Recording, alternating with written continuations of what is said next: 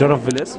مريم عادل كمان، الأولى على الثانوية العامة متفقين سنة 2015. طيب والأستاذ صابر حمد جابر، أول حصل على دكتوراه في الإعلام في مصر والعالم العربي. يبقى الدكتور بقى اسم. طيبين. أستاذ في الإعلام وحقوق الإنسان في الإعلام والإعاقة. طب الناس يعني عاوزة تعرف إيه شعوركم، إيه مشاكلكم.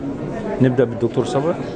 احنا شعورنا ان احنا وانا موجود دلوقتي في تواصل اجيال مع الاستاذه مريم، ربنا يوفقها ان شاء الله في اقتصاد العلوم السياسيه، مع اساتذتي ومع الاجيال احنا استفدنا منها كتير، وبنحاول ندعم المجتمع ونوعي المجتمع باحتياجاتنا ومتطلباتنا وحقوقنا، بحيث ان الدوله تكون حاميه لحقوقنا وراعيه لينا ولمتطلباتنا والخصائص والسمات بتاعتنا.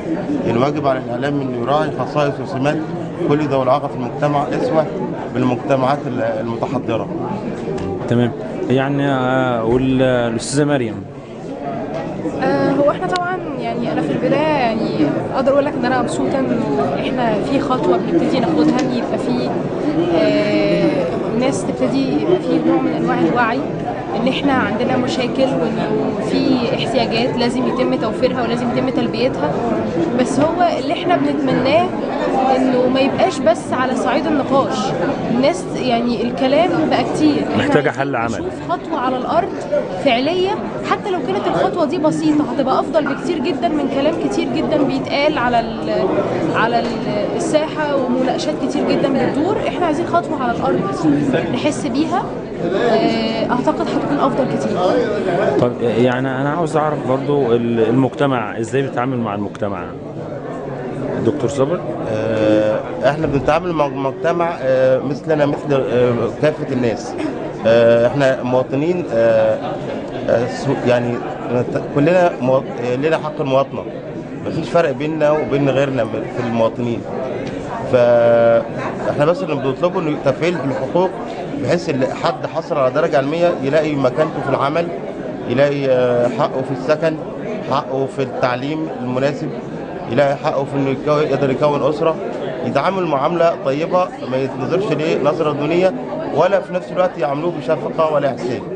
احنا محتاجين معامله عاديه باحترام وتقدير، وناخد بايدين بعض وكلنا نكمل بعض، بحيث انه نقدر نساهم في بناء وتقدم هذا الوطن. طيب والاستاذه مريم ازاي بتتعامل مع المجتمع وازاي المجتمع بيعامل معاك؟ بشكل طبيعي جدا زي اي حد عادي. بتعامل مع المجتمع ببساطه، بروح كليه وليا اصحاب، بتعامل مع المجتمع وعايشه حياه طبيعيه جدا. وحقيقه مشكلتي مش في المجتمع، انا مشكلتي مش مع المجتمع، انا مشكلتي مع الامكانيات اللي بتتيحها الدوله. انا موجوده في كليه انا اللي مسؤوليه كامله لوحدي عن توفير كتبي وعن توفير الملخصات اللي بذاكر منها وعن انتقالي من والى الكليه، عن كل حاجه انا اللي بوفرها لنفسي. انا محتاجه ان انا اشوف دعم الدوله ليا جوه الكليه وفي حياتي العامه. مشكلتي مش مع المجتمع. طيب لو انت شايف الدوله مقصره في ايه دكتور صابر؟ حضرتك يعني زي ما عرفت في المانيا بيوفر لهم حد في بعض الدول. خلينا هنا في مصر. في مصر الدولة تقدر توفر حتى اللي هم طالبات الخدمة الوطنية أو خدمة المجتمع المدني. بيبقى في سنة كده بعد الكلية، بعد ما بيتخرجوا من الكلية اسمها خدمة عامة، فممكن مثلا يوفروا لنا حد من، أو مثلا المجندين في القوات المسلحة ممكن جدا يوفروا حد يخدم مثلا أخويا اللي هو العسكري في الجيش، ممكن يوفروا منهم ناس تساعدني، ويوفر ناس من الخدمه العامه اللي هي الفتيات المتطوعات وكده، عليهم سنه خدمه عامه، ممكن يساعد الاستاذه مريم تقرا لها، توصلها الكليه، تروح معاها مكتبه. وبعدين لابد من توفير الحقوق البيئيه، يعني بتتكلم فيها الاستاذه انه يكون في الكليه تكون مجهزه بقى، فيها غرفه مصادر، فيها كتب مجهزه، فيها كمبيوتر يدعموها بكمبيوتر ناطق، المحاضرات او الكتب تاخدها وورد، ما يدهاش كتاب مكتوب بالعادي، فهي مطلوب منها ان هي تروح تكتبه تاني وورد. تخيل حضرتك. ما هي الصعوبه بقى في كده، ازاي بيوظف لك المنهج، او ازاي حضرتك استاذ الجامعه هي الداتا عنده موجوده وورد اساسا، قبل ما تطبع في كتاب كانت وورد، فيديها لها وورد بحيث ان هي تسمعها او تطبعها بطريقه برايل فتقدر تحصل عليها بسهوله او تستفيد منها بسهوله، بدل ما تكتب الحاجه تاني عشان تطبعها برايل او تسمعها بالبرنامج الناطق الموجود عندنا في الكمبيوتر. طب والاستاذه مريم، استاذه مريم، لو حتى لو ما كانش الداتا دي موجوده عند استاذ الجامعه، الكتاب اللي بيجي من بره، الكتاب اللي بيجي من الخارج اللي هو كتب الاقسام الكريدت اورز الانجليزيه والفرنسيه، ممكن تبقى في اقتصاد او ممكن تبقى في تجاره، الاقسام اللي بيجي كتبها من بره، الكتب دي بدل ما انا اشتريها كتاب، ممكن الدوله او الكليه يعني تصور لي او تجيب لي اللي هو النسخه البي دي اف السوفت كوبي من بره، بدل ما تجيب لي الكتاب العادي اللي هو اللي مكتوب ده. لا هو دلوقتي بيقولوا في اتعملت ورقه امتحان طبقا للمواصفات، مواصفات اللي هم ذوي الاعاقه. انتوا شايفين ان الحاجه دي هتسهل عليكم؟ ورقه امتحان لاني مرحله اللي حضرتك بتتكلم عنها، حضرتك بتتكلم على مرحله التعليم انا لسه خارجه منها.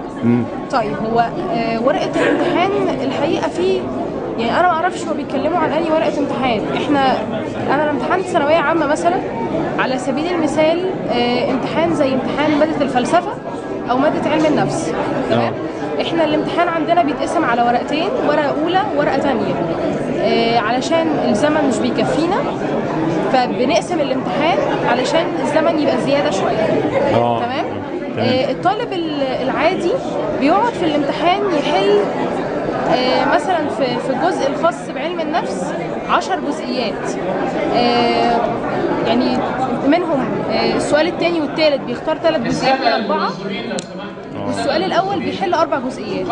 وبالنسبه للاجتماع نفس القصه، والفلسفه والمنطق نفس القصه. تمام؟ المواصفه اللي انا امتحنت عليها ثانويه عامه كانت عباره عن 6 اسئله بس مش 10. خلاص تمام. ده انا بعتبره يعني هم ممكن يكونوا بيعتبروه نوع من انواع التسهيل علينا، بس ده نوع من انواع اضاعه درجاتنا واضاعه مجهودنا. يعني انا الغلطه عندي ب5 درجات، الغلطه عند زميلي المبصر بدرجه. فانا شايفه ان المواصفات دي محتاجه اعاده نظر. ماشي. وكمان نظام ترجمه اوراق الثانويه العامه. شكرا.